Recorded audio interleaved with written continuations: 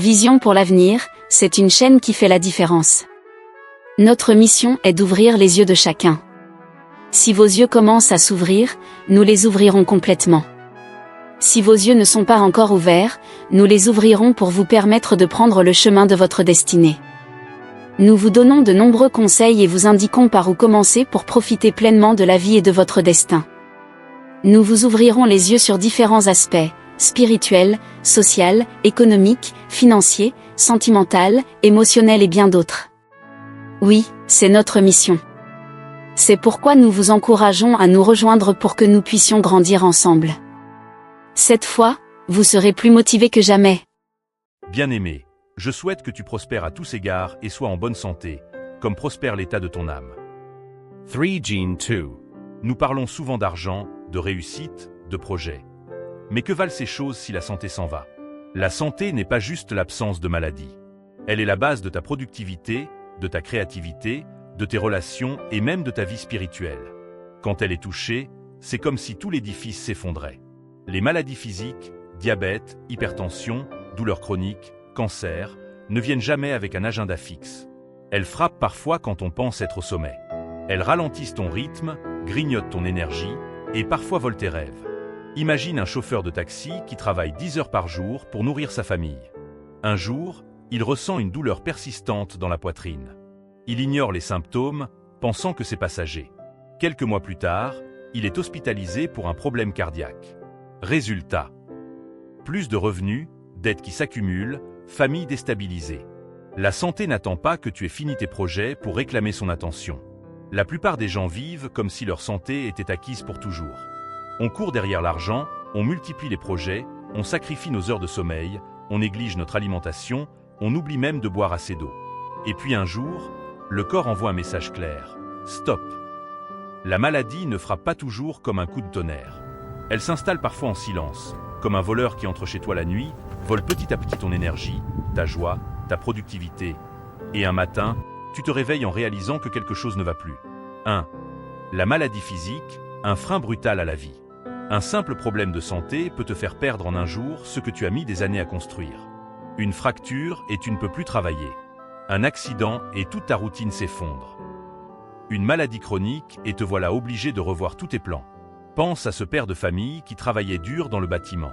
En pleine force de l'âge, il ressent des douleurs au dos, mais les ignore. Des mois plus tard, le diagnostic tombe, hernie discale sévère. Résultat, il ne peut plus soulever, il doit arrêter son métier. Les factures continuent d'arriver, mais les revenus, eux, ne suivent plus. 2. Les signaux ignorés. Notre corps parle. Il envoie des signaux: fatigue persistante, maux de tête fréquents, troubles digestifs, palpitations. Mais trop souvent, on répond: ce n'est rien, ça va passer. En réalité, chaque symptôme est comme un voyant rouge sur le tableau de bord d'une voiture. Ignorer le voyant, c'est risquer la panne totale. 3. Les conséquences enchaînent. Un problème de santé ne touche pas seulement ton corps. Il affecte ton moral. La douleur physique use aussi ton énergie mentale. Tes finances, frais médicaux, perte de revenus. Tes relations. Moins de disponibilité pour ta famille, irritabilité accrue. Ta foi. Certains se découragent et pensent que Dieu les a abandonnés. Dans Marc 5, versets 25 à 34, la femme à la perte de sang avait dépensé tout son argent chez les médecins sans trouver de guérison. Son problème de santé avait vidé non seulement ses forces physiques, mais aussi ses finances et son moral. Jusqu'au jour où elle a rencontré Jésus. 4. La réalité à accepter. La santé est un capital. Tu peux la gaspiller en pensant que tu es invincible, ou tu peux l'entretenir comme un trésor précieux. La vérité, c'est que même si nous ne pouvons pas tout contrôler, nous pouvons réduire les risques par nos choix quotidiens. Manger Equilibre. Bouger régulièrement. Dormir suffisamment. Gérer notre stress. Faire des bilans médicaux réguliers. Ne laisse pas un problème de santé devenir le maître de ta vie. Écoute ton corps. Prends soin dès maintenant. Parce qu'une fois que la santé s'effrite, tout le reste vacille. Ton travail, tes projets, tes finances, et parfois même ta foi. La dépression n'est pas toujours visible. Elle se cache derrière un sourire forcé, derrière un « ça va » automatique. Mais à l'intérieur, la personne est épuisée, vide, incapable de se concentrer. Conséquences dans la vie quotidienne. Fatigue permanente, même après avoir dormi. Manque d'enthousiasme pour des activités autrefois plaisantes. Isolement social, perte d'envie de voir les autres. Irritabilité qui détériore les relations. Quand le corps souffre, l'esprit en pâtit. Quand l'esprit souffre, le corps finit par tomber malade. C'est un cercle vicieux. La dépression. Ce mot qui fait peur, ce mot que certains évitent, comme si le prononcer pouvait les contaminer. Pourtant, elle est bien réelle. Elle ne se voit pas toujours sur un visage, mais elle est comme une tempête à l'intérieur de l'âme. La dépression n'est pas juste être triste. Ce n'est pas manquer de courage. C'est un état profond où le corps et l'esprit s'épuisent mutuellement. Physiquement, tu ressens une fatigue constante. Mentalement, tu perds l'envie de faire des choses qui te plaisaient avant. Émotionnellement, tu as l'impression d'être dans un tunnel sans lumière. Quand le mental est abattu, le corps s'affaiblit. Et quand le corps souffre, l'esprit sombre encore plus. Voici les signes qui devraient t'alerter. Perte d'appétit ou au contraire excès alimentaire. Troubles du sommeil, insomnie ou sommeil excessif. Difficulté à se concentrer. Perte de motivation, même pour les petites tâches. Isolement social volunteer. Sensation de vide intérieur. Ces signaux sont comme des alarmes intérieures. Les ignorer, c'est laisser la situation s'aggraver. Les causes fréquentes. La dépression peut avoir plusieurs origines. Traumatisme, perte d'un proche, divorce, accident. Stress prolongé, travail, dette, responsabilité excessive. Maladie physique chronique qui épuise le mental. Manque de soutien social et familial. Attaques spirituelles qui viennent semer la confusion et le découragement. Dans un roi 19, après avoir vaincu les prophètes de Baal, le prophète Élie fuit dans le désert, découragé au point de demander à Dieu de reprendre sa vie. Ce passage montre que même un homme puissant, rempli de foi et de miracles, peut connaître une profonde détresse intérieure. Mais Dieu ne l'a pas abandonné. Il lui a donné du repos, de la nourriture et un encouragement personnel. Voici les conséquences dans la vie quotidienne. Dans le travail, baisse de performance, absence répétée. Dans les relations, tension avec le conjoint, les enfants, les amis. Dans la vie spirituelle, perte de motivation pour prier, lire la Bible, aller à l'église. Dans la santé physique, maladies psychosomatiques, maux de tête, douleurs musculaires, troubles digestifs. Comment briser les chaînes? Reconnaître le problème. La foi ne nie pas la réalité, elle la confronte avec la vérité de Dieu. Parler à quelqu'un, ne garde pas ta douleur pour toi. Un pasteur, un ami de confiance, un professionnel de santé peuvent être des instruments de Dieu. Prendre soin du corps, bouger, bien s'alimenter, bien dormir. Se nourrir spirituellement, louange, méditation biblique, prière même courte mais sincère. Demandez la force de Dieu chaque jour. Venez à moi, vous tous qui êtes fatigués et chargés, et je vous donnerai du repos. Matthieu 11, verset 28. La dépression n'est pas une fatalité. Ce n'est pas une faiblesse honteuse. C'est un combat qui peut être gagné, avec un soutien adéquat, une bonne hygiène de vie, et surtout, la main puissante de Dieu qui relève les cœurs brisés. La maladie et la dépression coûtent cher, pas seulement en argent, mais aussi en opportunités. Les frais médicaux s'accumulent. Les jours d'absence au travail diminuent tes revenus. Les promotions ou opportunités sont manquées. Prenons l'exemple, une femme entrepreneur tombe malade et doit fermer sa boutique pendant plusieurs semaines. Elle perd ses clients, ses fournisseurs se tournent vers d'autres, et même après sa guérison, elle doit repartir presque de zéro. La santé est ton capital de départ. Perds-la, et même ton intelligence, tes talents et tes ambitions peuvent rester inutilisés. Quand on parle de problèmes de santé ou de dépression, beaucoup pensent uniquement à la douleur, aux médicaments, aux consultations médicales. Mais il y a un autre effet collatéral qui est souvent sous-estimé, l'impact direct sur les finances. La vérité est simple, sans santé, ta capacité à produire et à générer des revenus est compromise. Et cet impact économique peut être aussi douloureux que la maladie elle-même. La perte directe de revenus. Lorsque la santé se dégrade, tu dois t'absenter du travail. Ton énergie baisse, ta productivité diminue. Les projets que tu avais en cours prennent du retard ou s'arrêtent. Imagine un entrepreneur qui gère un petit restaurant. Un problème de santé le force à rester alité pendant 3 semaines. Pendant ce temps, le chiffre d'affaires chute, les employés s'inquiètent, certains clients vont ailleurs. Et au retour, il faut presque repartir de zéro. Les dépenses médicales imprévues.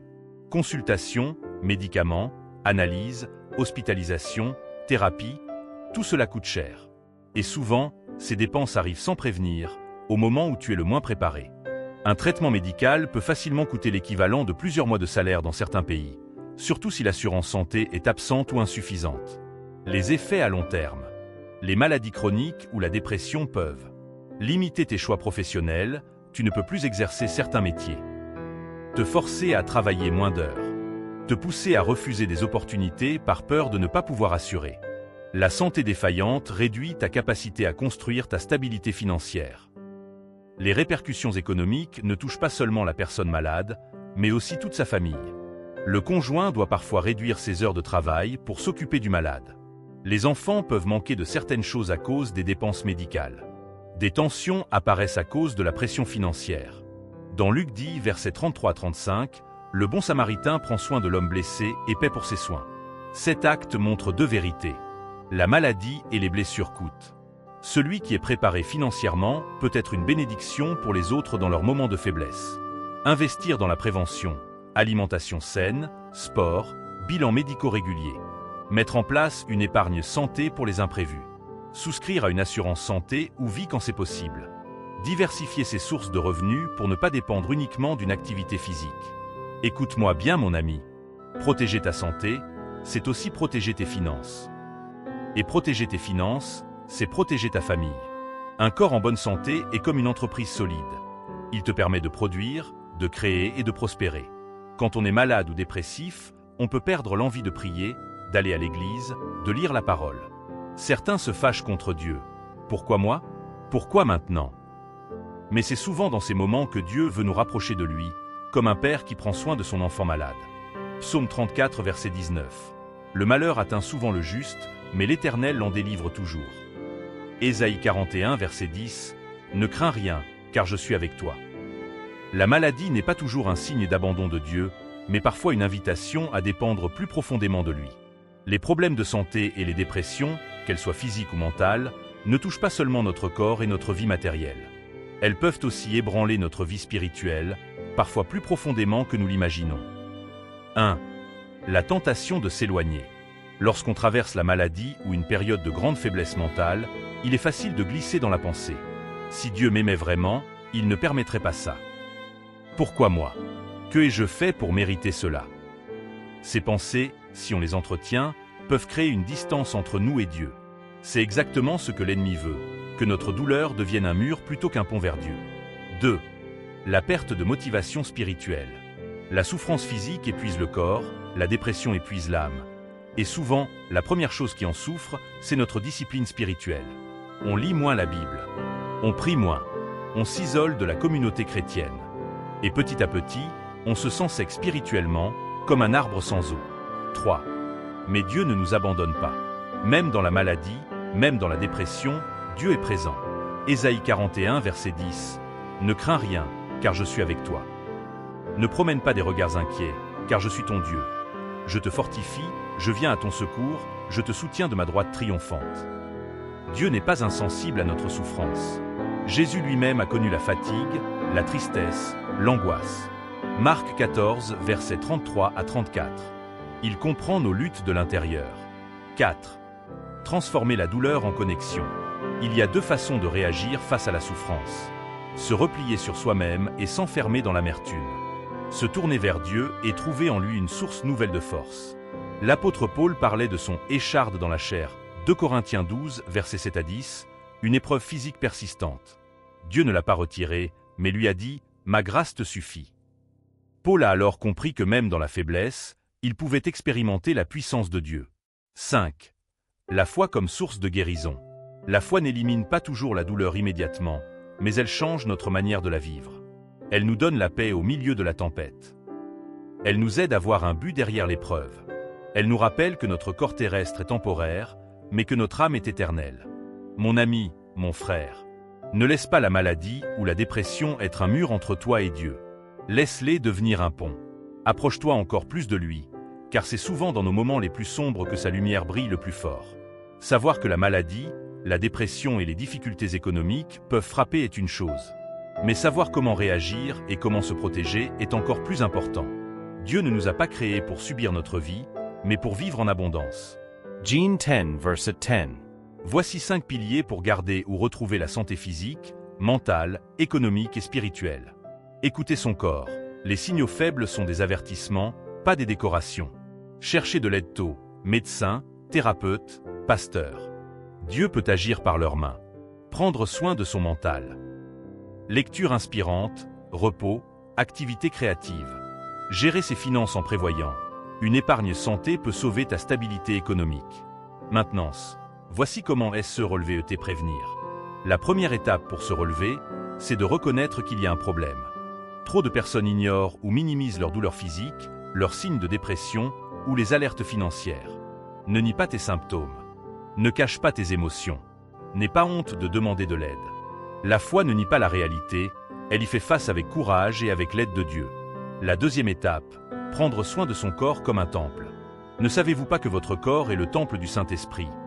Glorifiez donc Dieu dans votre corps et dans votre esprit. 1 Corinthiens 6, versets 19 à 20. Alimentation saine. Réduire le sucre, les aliments transformés, et privilégier les fruits, légumes et protéines équilibrées. Activité physique régulière. Même une marche quotidienne peut transformer ton énergie et ton moral.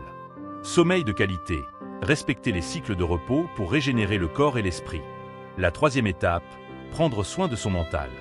Le mental est aussi fragile que le corps. Lire des livres inspirants. Pratiquer la gratitude chaque jour. Éviter les environnements toxiques et les personnes négatives. S'accorder des moments de détente et de loisirs. Écris chaque soir 3 choses pour lesquelles tu es reconnaissant. Cela entraîne ton cerveau à voir le positif, même dans les moments difficiles. La quatrième étape, s'entourer des bonnes personnes. Un entourage positif est une thérapie silencieuse. Éloigne-toi de ceux qui te découragent ou te critiquent sans raison. Cherche la compagnie de gens qui te tirent vers le haut spirituellement, moralement et émotionnellement. Proverbe 27, verset 17. Comme le fer aiguise le fer, ainsi un homme aiguise un autre homme. La cinquième étape, planifier financièrement. Épargne pour les urgences médicales. Évite de dépendre uniquement d'une seule source de revenus. Informe-toi sur les assurances santé et vie adaptées à ta situation. La prudence financière est une protection pour toi et pour ta famille. La sixième étape, rester connecté à Dieu. Même dans la maladie ou la dépression, garde un lien constant avec lui. Commence chaque journée par une prière, même courte. Médite sur ses promesses. Participe à des moments de louange, car la louange change l'atmosphère intérieure. Psaume 73, verset 26. Ma chair et mon cœur peuvent se consumer. Dieu sera toujours le rocher de mon cœur et mon partage. Oui, se relever, ce n'est pas se remettre debout en un jour. C'est avancer pas à pas, en prenant soin de son corps, de son esprit, de ses finances et de sa foi. Et prévenir, c'est construire dès maintenant les habitudes qui te permettront de rester fort, même quand les tempêtes viendront. Nous avons vu aujourd'hui que les problèmes de santé, les dépressions physiques et mentales, les répercussions économiques et même l'impact sur notre relation avec Dieu ne sont pas des sujets à prendre à la légère. Ces réalités touchent toutes les dimensions de notre vie. Notre corps, notre esprit, nos finances et notre foi. Mais souviens-toi de ceci, ce n'est pas la maladie, ce n'est pas la dépression, ce ne sont pas les épreuves qui définissent ta vie. C'est la manière dont tu choisis d'y répondre. Tu n'es pas né pour rester à terre. Tu n'es pas né pour vivre enchaîné à la douleur ou au découragement. Tu as été créé pour te relever, pour avancer et pour accomplir ta mission sur cette terre. Ta santé est ton capital le plus précieux. Protège-la. Ton esprit est la clé qui ouvre la porte de ton avenir. Fortifie-le. Tes finances sont un outil pour accomplir ta mission. Gère-les avec sagesse.